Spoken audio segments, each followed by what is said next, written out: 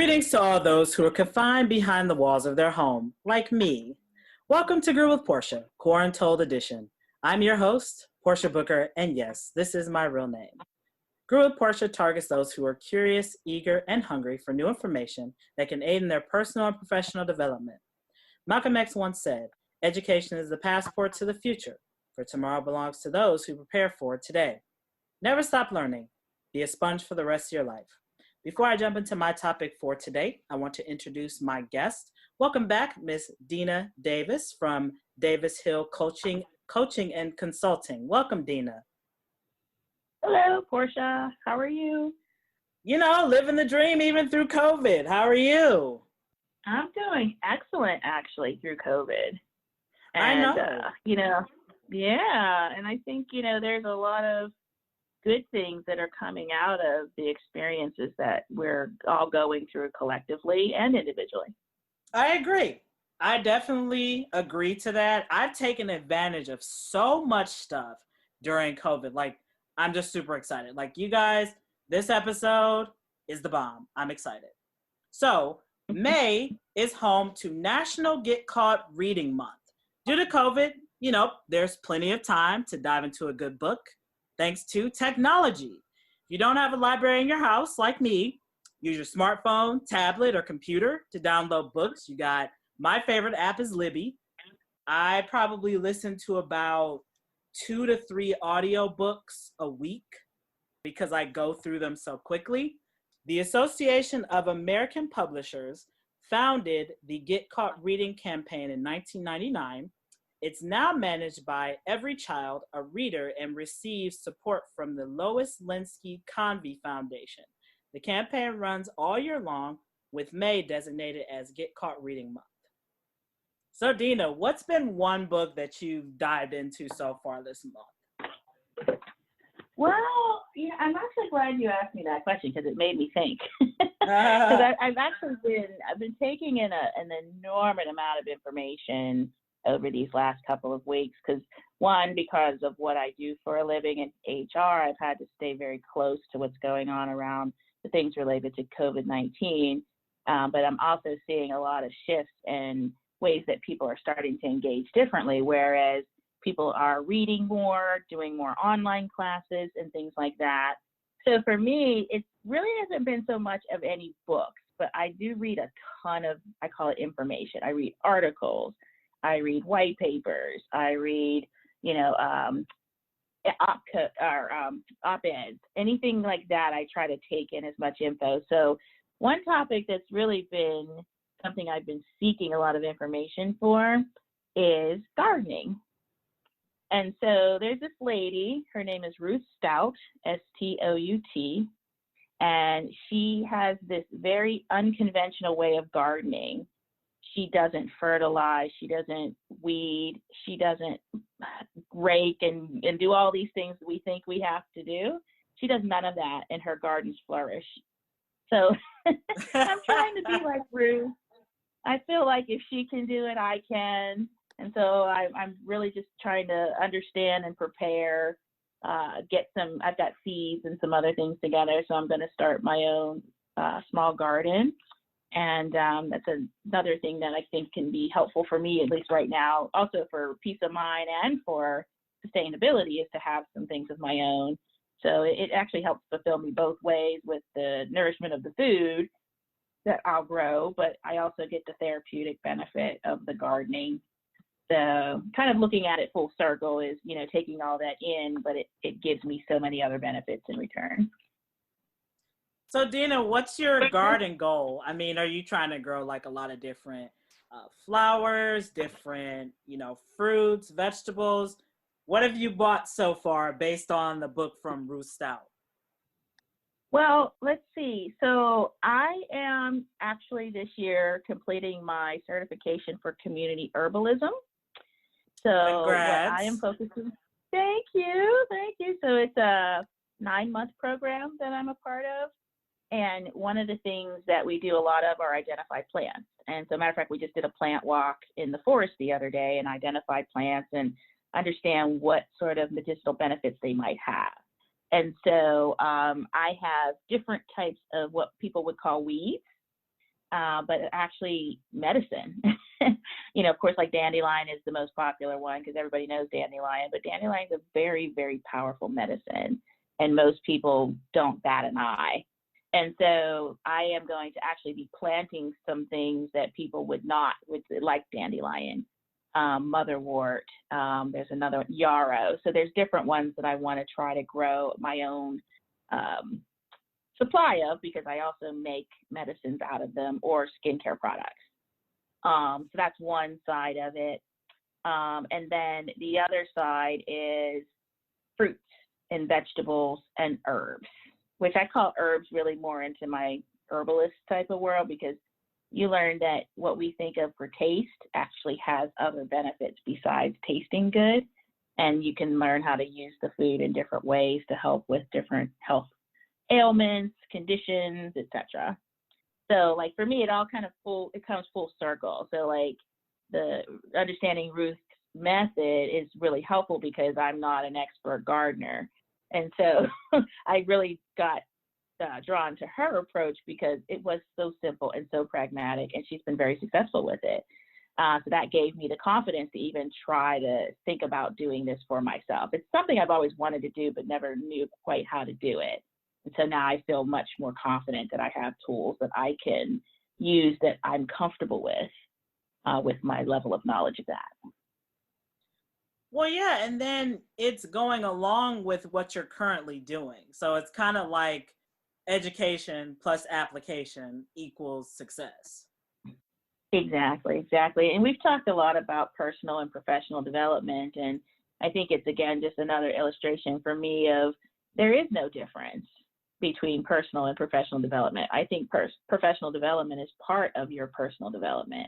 So you should be paying attention to what you eat, and you should be moving and having great relationships with the people in your life. And then you should also be investing in your career. And you should also be making sure that, you keep yourself contemporary and competitive, especially in a job market like now, which is going to look very different than it did 6 weeks ago. You could say that again.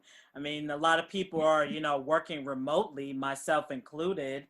And some of the essential jobs, may even be phasing out too, because they can easily be replaced with just curbside, or people just going and picking up things. So it's a drastic change that we've went through in a very short time. And it's put a lot of people on edge, but I think people should take advantage of this time, and really think about when the economy starts to pick back up. Like it's already kind of started because certain places have already opened back up, like some hospitals are doing non-urgent procedures and dental offices, and some, veterinary services are available, little things like that. But, people need to start preparing for within the next 2 weeks even. I mean, because look at what happened in such a short time with 6 weeks. Yes.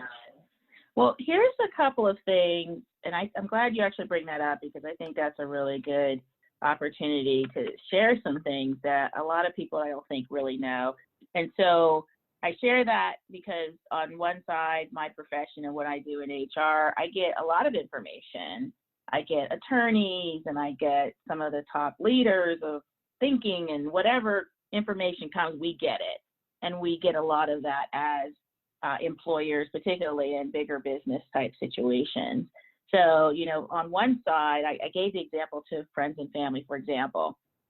When you say the economy is opening up and companies are going to be hiring again, you know what I tell you? They've never stopped. Okay? We've never stopped hiring.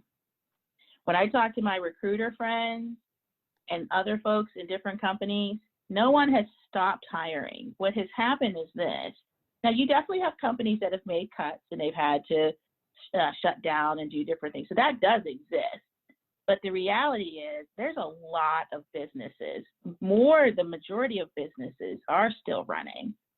And those businesses are still looking to hire. What they've done is they have still gone through interview processes. They will post jobs. They'll look and talk to candidates.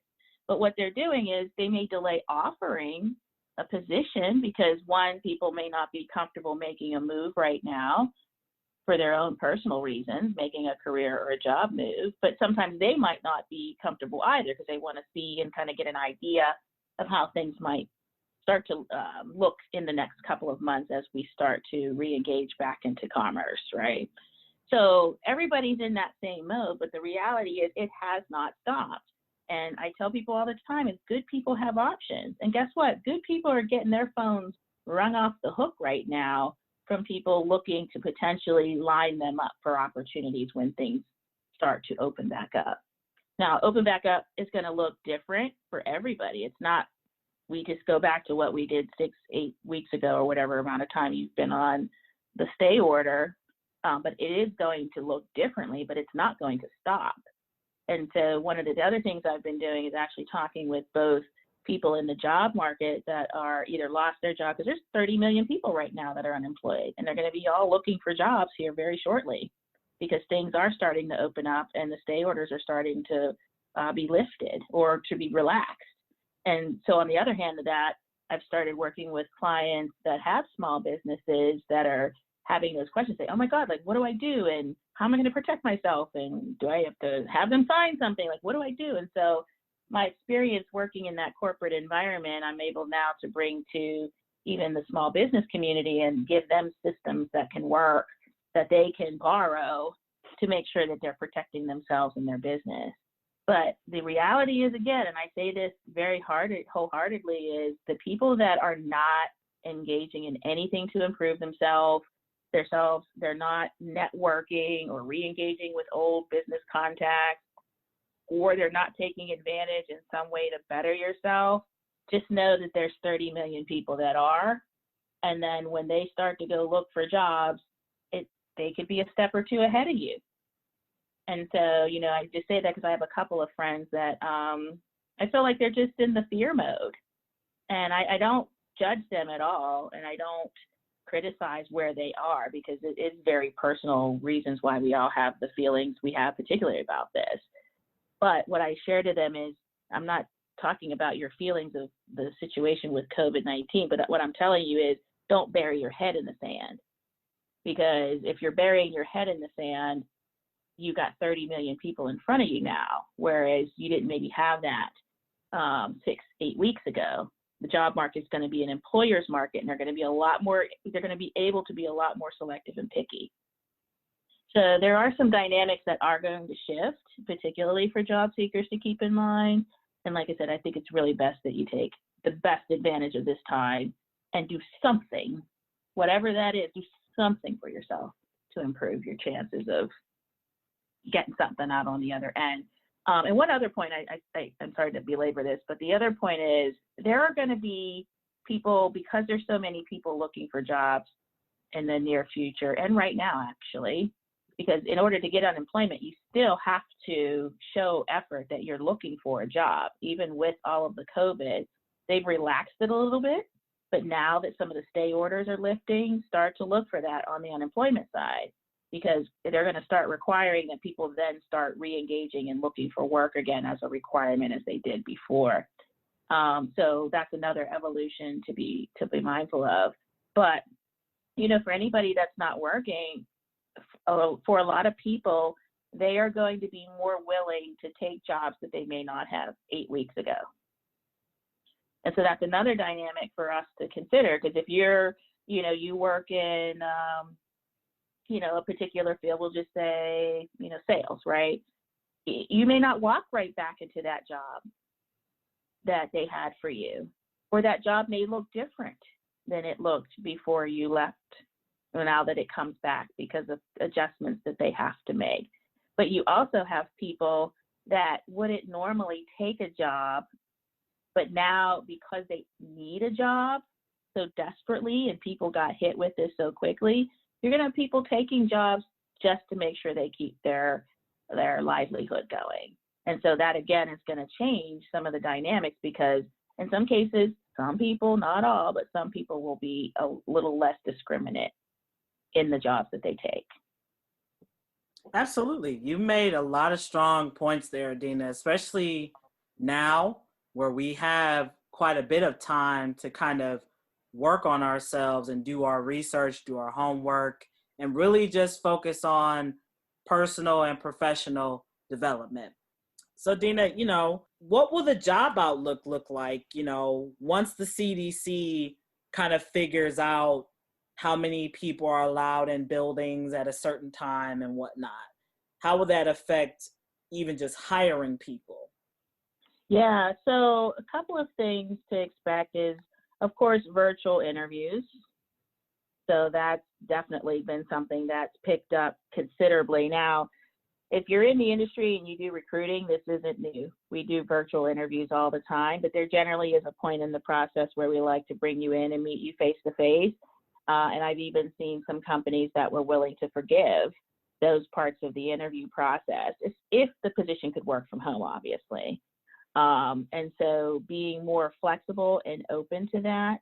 Now, here's the deal. Companies and people have become more comfortable and flexible with doing remote work, but I do not anticipate we're going to have this large wave of people working from home. And I'll tell you why. We've already had this, and it's come and gone. And so I want to say, when was this? I have to look at the exact date, but there was this big wave maybe about 10 years ago where it was this big push for work from home. And a lot of people were like, this is great, we can save on real estate and all this other stuff. And some companies really went, really gangbusters with it. And then other companies were like, oh, no, I don't believe that. And so you kind of have a mix of the two. And really what happened, honestly, was most companies have evolved to have some blend of work from home. So there is necessity and value of having people face to face, but there also are a lot of things that people can do remotely. So what I have seen is that most companies have kind of fallen into a blend of that. What I predict, and this is my personal prediction, I think that more companies are going to now realize that they can be just as, or even sometimes more effective with remote workers. But I don't think it's going to be like it is, because you still need to have that face-to-face time and or ability to have some level of camaraderie within a team structure that you don't get through the virtual means. And I'm not saying you can't be effective, because I've been and worked in some very effective teams where I've never even met them physically. But you're talking about long-term relationships and how you build them. At some point, it's got to get real. And so I think that what will happen slowly is I think companies will start to figure out how to start to bring people back in. So I think you're going to see more staged. Like, for instance, if you're 5 days a week remote, I think over time it might loosen up to maybe you're 3 days remote and you have 2 days in the office. And then that way they can stagger the amount of people and the distancing between groups, for example. So, that might be one way that I would think companies will start to re-engage people back into the workplace. But I think we're going to have a lot more acceptance of the remote work as being an effective means. But the other part to this is a lot of managers aren't skilled at managing remote teams.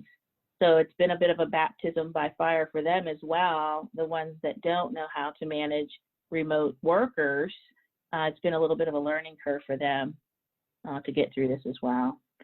Other things with hiring I think you can expect to see is, again, there's going to be a lot of people.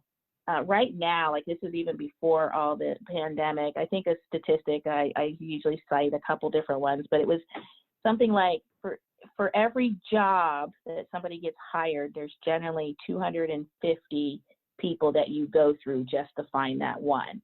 So you go through 250 resumes just to select 5, only to hire 1. And so the reason for that is because people apply to things that they don't know much about or sometimes aren't qualified for. So you end up getting rid of so many people because they don't even meet the minimum qualifications you're looking for. So you can't even entertain them because there is compliance in a lot of sense for companies with hiring. There's affirmative action and other things they have to adhere to. And, you can't say I have to have these minimum requirements and then forgive the minimum requirements and hire someone. Like, why did you have minimum requirements then? Right. So from that end, it's you're gonna have more people. So I anticipate you're gonna probably have 500 to 1, or even 750 to 1, because now we have so many more people, because you're gonna have the unemployed people looking for work, but you're gonna have the people that are employed that normally look for work anyway, because some people may realize that this is a good time for them to make a pivot in their career. This is a good time for them to finally make that move that they've been planning to, and now necessity is giving them the runway for it. So there's going to be all kinds of movement going on, and it's not going to just be the unemployed people that are going to be the ones looking for jobs. So there's going to be a lot of competition. And I think that, it's not anything to be afraid of. But the question I always ask people is, why should I hire someone who doesn't keep their skills up in what they do? So like, if you're not investing in yourself and you're not growing your skills, and you don't have to always grow vertically, you can grow horizontally. You can get complementary skills to what you do that make you a dangerous, I say like a dangerous superpower, right? You don't always have to ascend vertically in order to amass more knowledge or value, be able to offer more value. You can do that and I call it like stretch your arms out. Like if you just sat there right now and you just stretch your arms out as far as you can, like that's your horizontal growth. And you can do that for your whole career. And you could make a very successful career growing horizontally. You don't have to grow the vertical, because if you grow vertical, you're taking on people and politics and emotions and deadlines and protocols, and you may not want that. And so if you're in your lane and you're appropriately in what you're here to do and what you do well as a contributor to the workforce, then it is going to seem seamless. But if you're trying to push into something that's not a really good fit, you're going to be really frustrated. You're going to have a ton of competition that has that experience in front of you. You're going to have people ready to make a move, and you're going to be then trying to figure out how you fit into all of that. Meaning, like, if you come in out of the 500 people that apply, where do you rank? Yeah, especially if you're, like you said, if now you're going to have both the currently employed and the people who are unemployed seeking employment. Let's back up a minute, Dena. You mentioned about skills. So let's talk about that. When individuals are going to start applying for positions in the next, maybe 2 weeks, 3 weeks, what do you think employers will seek now from candidates? Since potentially a lot of jobs may be remote temporarily, but then, they may move back into the company for a couple days a week, like you said. Yeah, definitely. So I think, and this is a very important one, I think, for a lot of people. And when I say this, it depends really a lot on your industry, but there are a lot of people that don't have basic technology skills. When you guys, and I'm sure you've seen it, you guys, okay, team, we need to jump on this Zoom meeting, and you got about 5, 6, 7, 8, 9, 10 people that can't figure out how to get into the Zoom meeting. Now, again, this whole situation that we're in has really forced people to learn that, which is great. But you still have a considerable amount of the population that's not really engaged in what we call basic technology, and being able to run a live meeting and to get on a live meeting and participate fully in a live meeting and have meeting go, I can go on, that's all going to be necessary. And I tell you this, no lie, like I've got some clients that I'm talking to where they're finding people that are they're not able to keep up with the job expectations, and they're not able to keep up with the communication levels that need to occur. Because when you work remote, you should be communicating twice as much as you do when you're in person.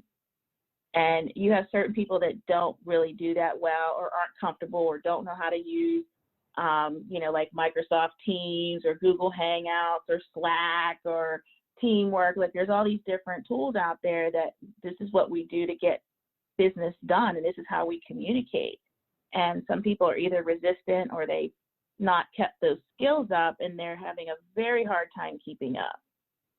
And you will get left behind if you do not have basic tech skills. There's no way for you to work if you don't. And that comes into communication, because again, when you're working remotely, it's different. It's not bad, it's not worse, it's not good or bad, it's just different. And so you have to be able to keep a certain level of, have an ability to communicate things in a way that keeps you engaged.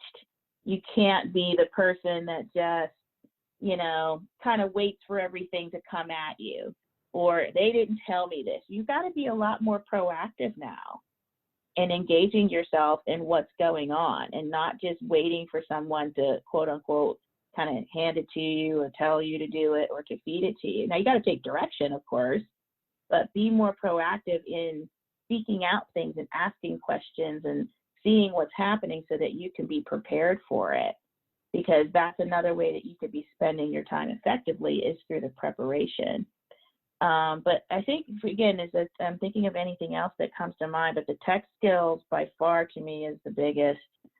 If you cannot effectively, like some people just don't have good working routines, working from home. They want to get up and cook and take the dogs out and play with the baby, and then, oh, wait a minute, it's noon now. I've done no work today. And so you have some people that aren't really built for the work from home. And I think some people are seeing that through this experience as well. I will admit, the transition for me from being in an office to remote, it took a little bit of an adjustment. I'm somebody who I say has squirrel attention span. Like literally, I'm sitting there at my computer and I want to get up. I want to go make another cup of coffee. I want to start reading another book, and of course, my busy life, my hands are in every single pot there is. So it's like, oh, I need to start doing this. Oh, I need to finish laundry. Like, my mind just wanders. So it took a little bit for me to adjust to the work from home. But the discipline, it's nice. I'm not going to lie. To me, I feel more relaxed working remotely. Now, I'm a social butterfly, and I miss being able to, interact with my coworkers at work.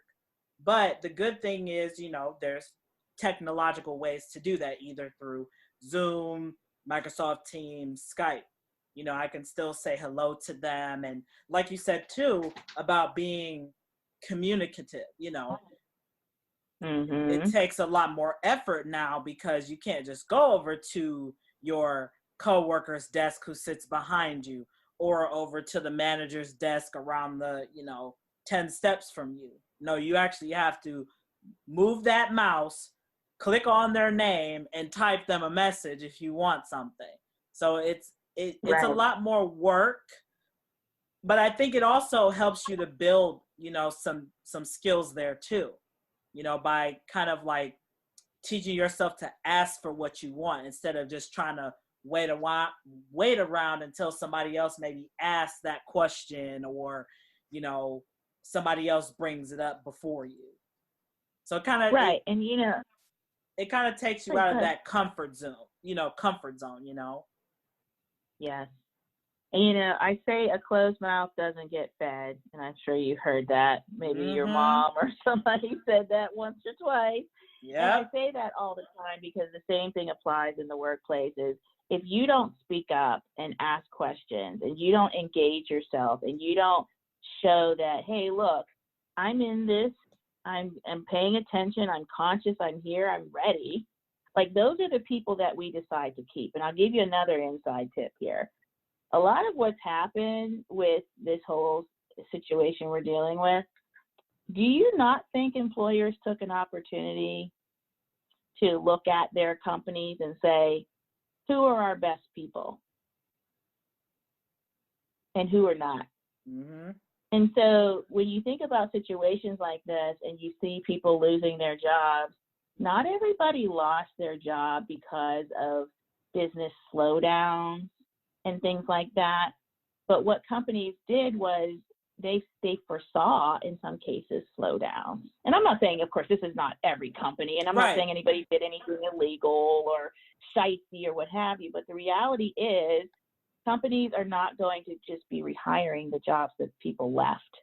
They're going to be looking very different after this. They may go through restructures because now they had to look at jobs differently, and maybe they've seen like, hey, look, I had 3 people doing this. Oh my God, like I only need 2.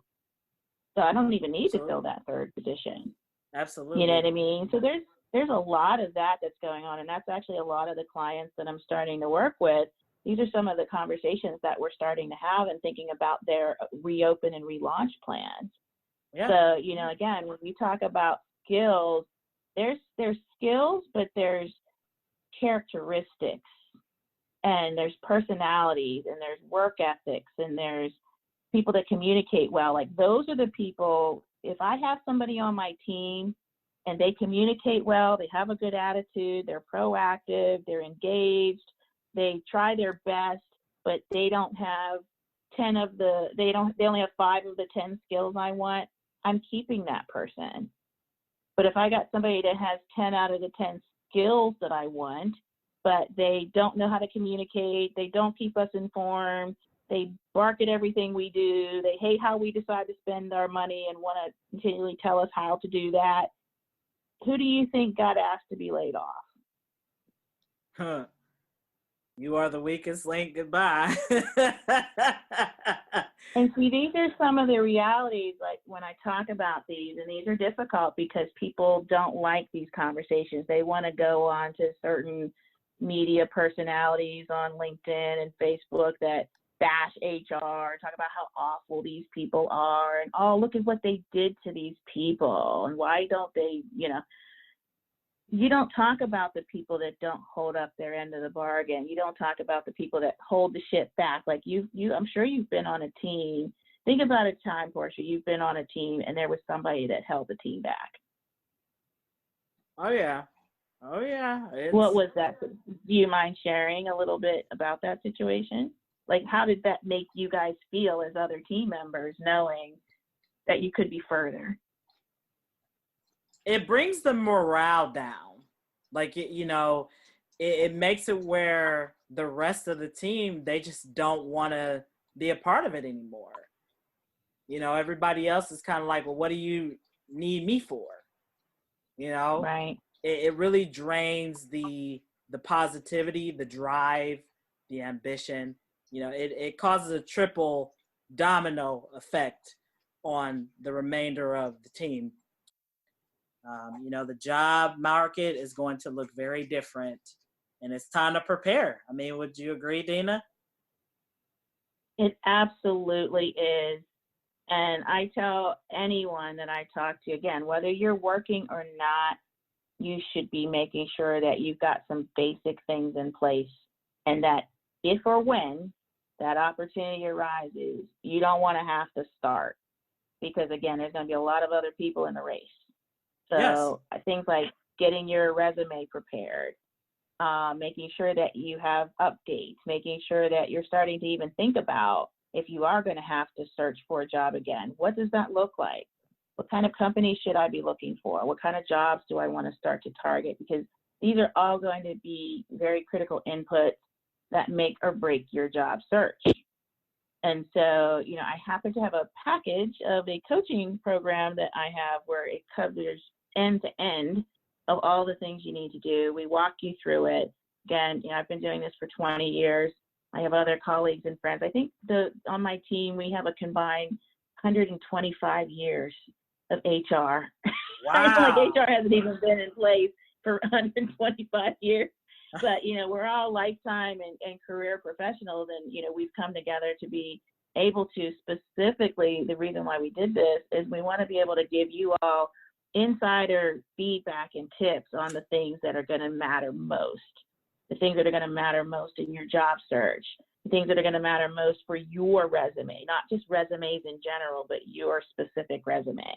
And so, we've pulled together this program that we can walk you through those elements, and at the end, you will be prepared. And then what prepared means is you will have a clear understanding of what your next move is. So are you looking for a job right away? Yes or no? Will you be looking for a job in the near future? Yes or no? Either way, you're prepared with the things that you would need to do. Maybe you're not looking, but hey, a recruiter calls you and says, hey, Portia, I see you've got some HR background and you work at the hospital, and oh my God, I'm looking for someone just with your skills. I have this job. Are you open to talking to me about new opportunities? You know, like that happens every Yeah. day. Yeah, and you need to be prepared for that call. And Dena, just for our listeners, can you give them your website or maybe an email address where they can reach out to you if they're interested? Oh, absolutely. Absolutely. You can reach me at Dena at davis-hill.com. And Dena is spelled Dena. You can also go to my website. Website. You go to my website.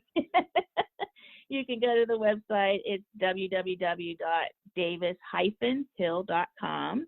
And again, the name of the practice you'll see once you get to the site is Davis Hill Coaching and Consulting. And so we have many different programs available.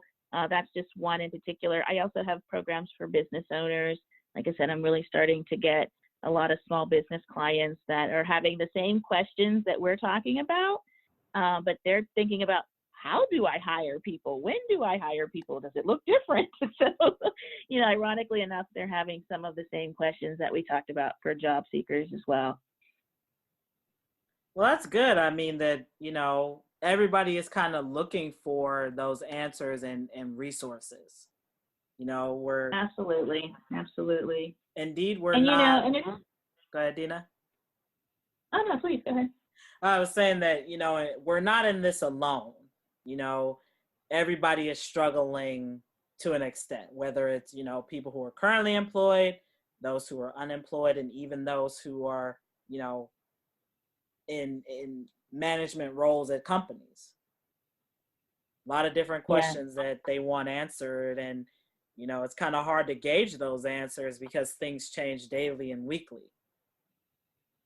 They do, but I think, again, I was actually had a little bit of a debate with a friend of mine last week on a similar topic, and I thought a lot about what he was saying. And again, I always respect where people come from and their own personal choices, but you just can't have your head in the sand, and you can't just listen to one outlet or media or any person. You got to consume and listen to different people, and I'll tell you why.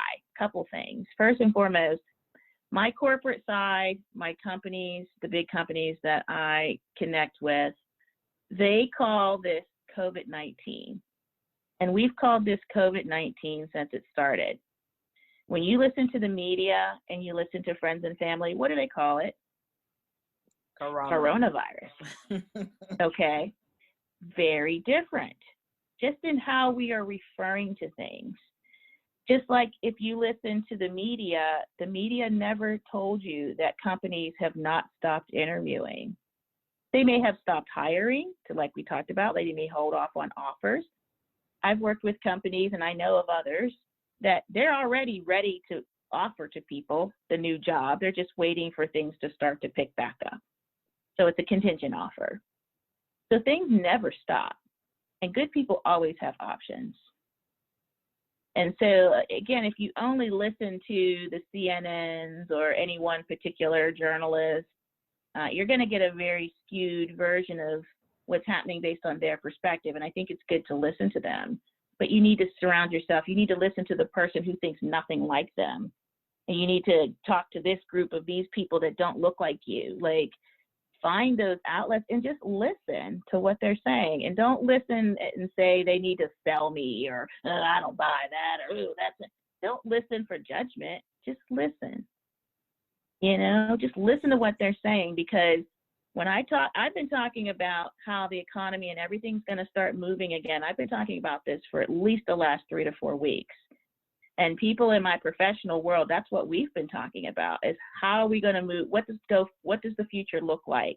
What steps are we comfortable taking? What's the next evolution where we start to invite people back in? Like we've been having those conversations, but the rest of the world that doesn't pay attention, they have their head in the sand, and they're like, oh my God, if you get this thing, you die.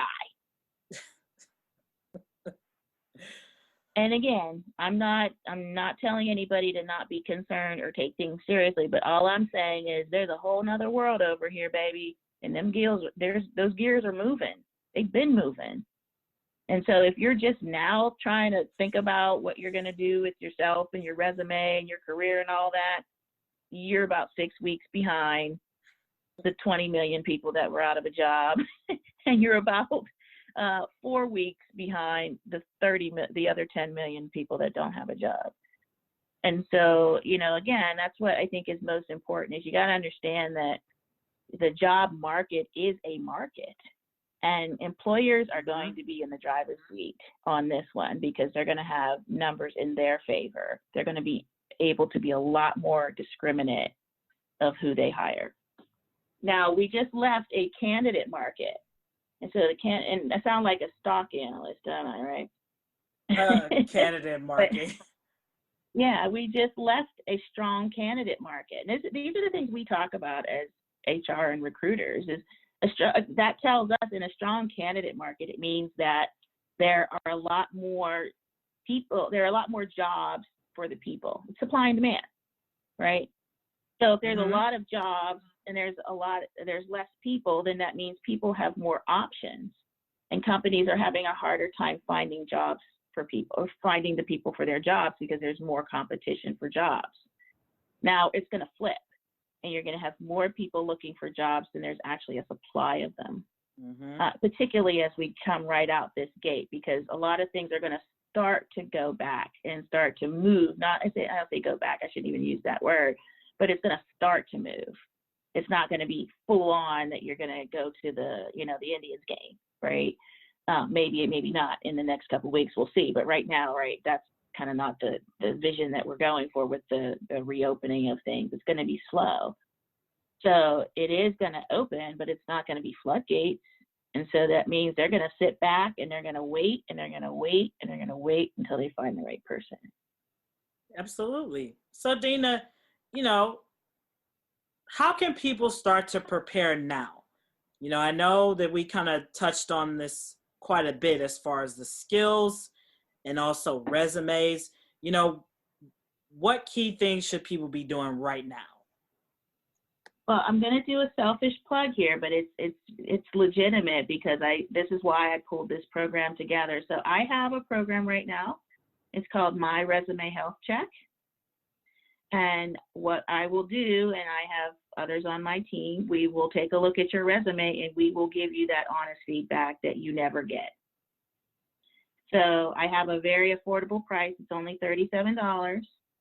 And I go through, I have a complete 6-point check of everything I look at for your resume. And I tell you the areas that would likely stand out, the ones that wouldn't, and areas that you might want to think about improving.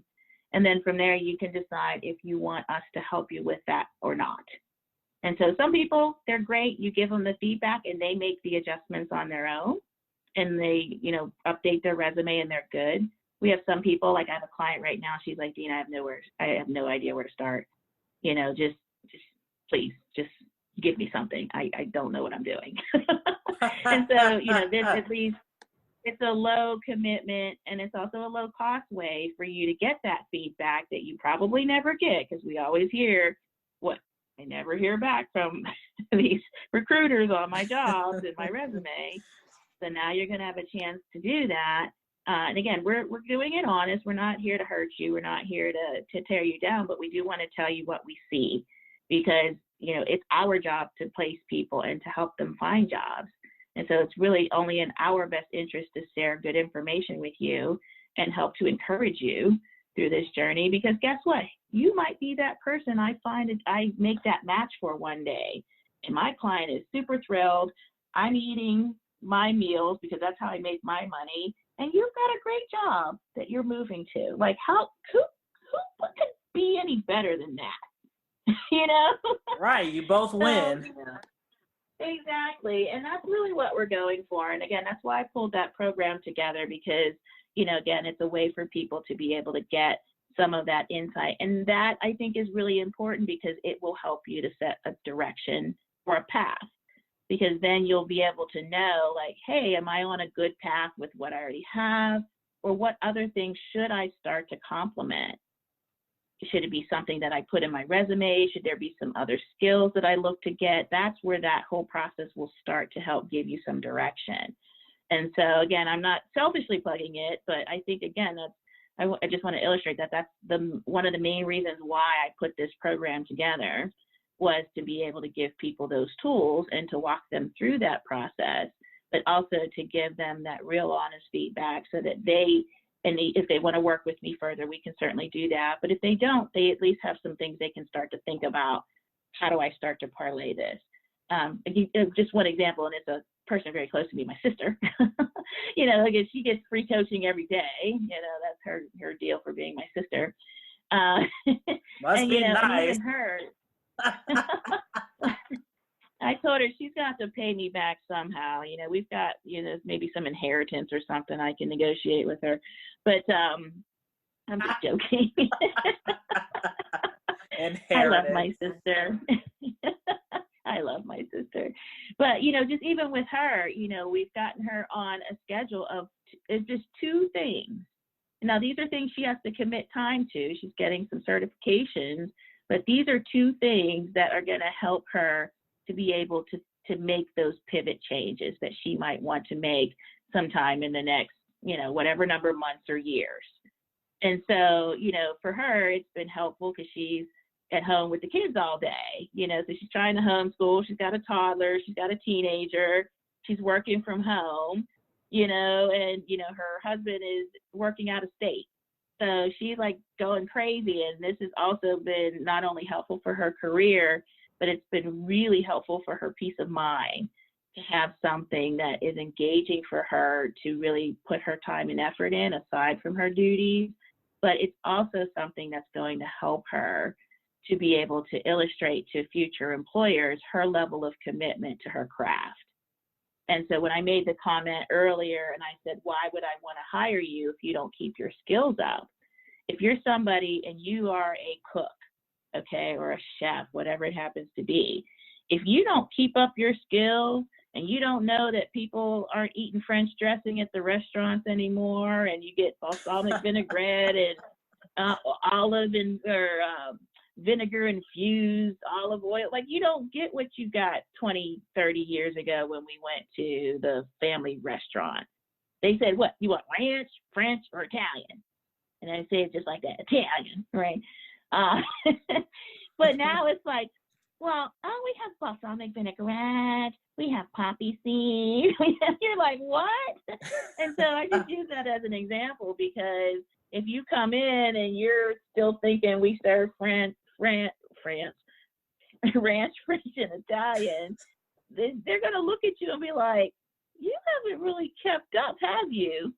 Because people in that industry know that that's not what's happening currently. So if you don't keep up with your skills, you don't show me and you don't show any potential employer that you are someone who invests in keeping those skills current and contemporary. So why would I hire the person who says, I've done this for 20 years, but I've never done any certifications, I don't do continuing ed, I know everything I need to know, all this stuff is crap. Like, if they do that, but then I have the person who's been in their career 20 years, they keep up continuing ed, they engage themselves in any type of new learning systems or methodologies, assessments, whatever it happens to be. They are engaged in the professional networks and they get information around trends that are happening. Tell me who you're picking. Absolutely. You see? Yeah, absolutely. It's not hard. It's not hard. And so, you can either be, you can be person A or you can be person B. Yeah. It's up to you. Yeah, the choice is indeed in the candidate's realm. Well, thank you again, Dena, for coming on and giving our listeners some words of encouragement and laying down the laws of the new world that we're currently in as far as for job seekers and people who are unemployed and how to get ahead, or at least start to get those tire tracks running. So we're going to be running out of time here shortly. Dena, what advice can you leave with our listeners today? Don't keep your head in the sand. Engage, listen, figure stuff out, be okay learning, allow yourself to fail. Like, this is a perfect time, you know, take that class. Like, if you failed it, who knows? Try it again. Like, be okay with yourself on that journey of how you're learning and growing and building. And, you know, it's not a perfect path and you don't ace every test, but just always just be on the journey. And again, I think that if you do that, whatever your path is in life will be great. If you don't do that and you put your head in the sand and you want to, you know, rely on everybody else to kind of paint your version of reality, you're going to really be disappointed and left behind. Absolutely, that's true. And also use fear as your, you know, your fuel. I mean, I think that's also another thing that's holding people back is fear of, you know, failure, fear of rejection. But like you just said, nobody else can see it but you. As long as you see it, what difference do it make? Exactly. You know? And laugh at yourself. Yep. You know, like if you trip, like I almost tripped or something, I was like, oh my God, and laughed about it. It was so funny to me. Just like, just enjoy your journey, you know, even the things that come that aren't always pleasant, you can always find a way to enjoy some part through it, whether it's the learning, the lesson, the blessing.